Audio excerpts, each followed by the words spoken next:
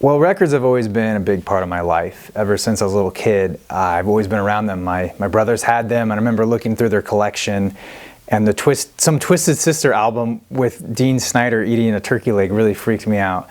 But I've never not known about them. I've had cassettes and CDs, and I don't think there's any one event.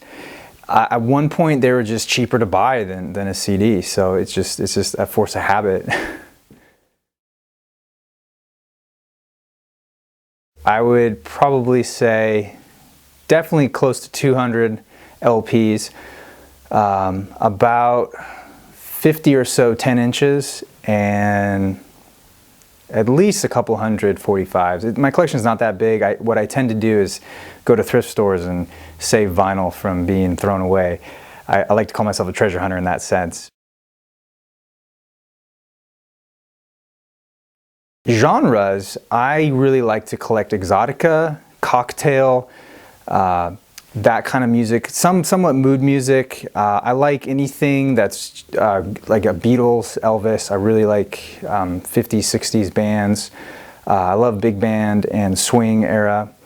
And then now I'm starting to get into more modern music. So if there's a band I really like that's current, I will opt to buy the album on vinyl just to have it. I think that's fun, and it's better than just buying the downloads because you get those with them as well.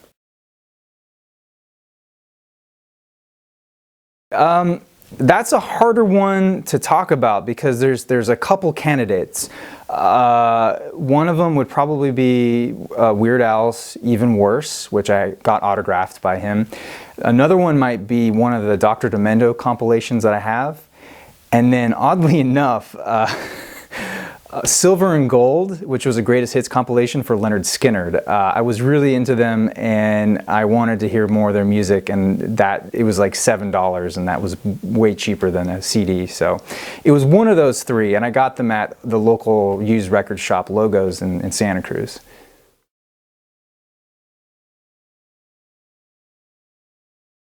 Well, my folks definitely support it. They tend to buy me records at garage sales a lot, and so whenever I go visit them, they usually have a stack of records, and I eagerly go through them and see what they found.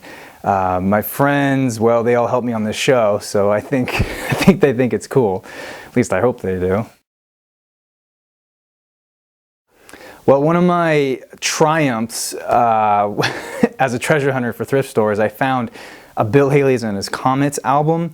Now this, in near mint condition, will go for $300. The condition I found it in, maybe $15, $20. But the fact I got it for $2 was amazing, and I saved it from the Salvation Army in San Jose, and that was really cool. Another digging story I had, I kind of feel bad about it, but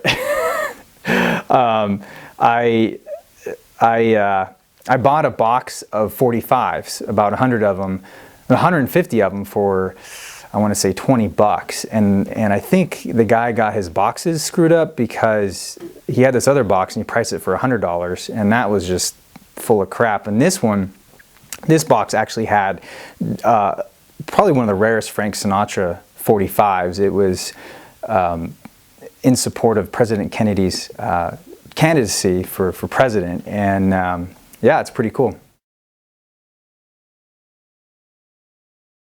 If you're just starting out, stick to bands you really like.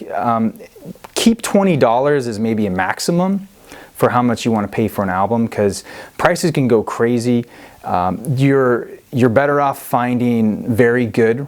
There's a grading system. Near mint is what like real diehard collectors want, and that goes for big bucks. But if you go down to very good or excellent, I think is the terminology, those are bargain prices, and it's still great music. And honestly, you don't have to spend a lot on a system. I mean, I think you can spend up to $150,000 on a record player, but you don't really have to. You can buy stuff used, and it's going to sound good. And as you get better at listening, as your ear develops, then you'll understand, oh, you know what, I think if I get this next component, I'm going to really appreciate it. So just start off small and stick to what you know, and then branch out from there. Thrift stores are a great place to start as well, because you can't beat $1 to $2 a record. I like collecting vinyl because it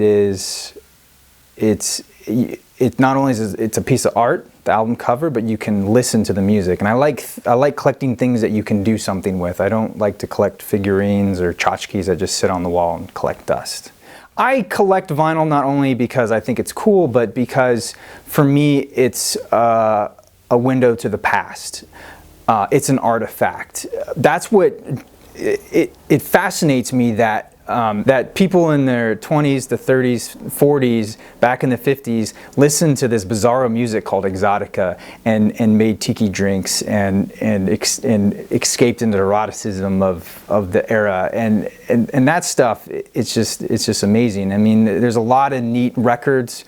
There's a lot of amazing music that's not available online. It's not available on CD. It's only available on record, and that's the part that's exciting to me. And and you can collect for different reasons. Sometimes I collect for the album art alone. Sometimes I collect because it's a rare record. Sometimes I collect because I just like the music that's on there and I want to know more.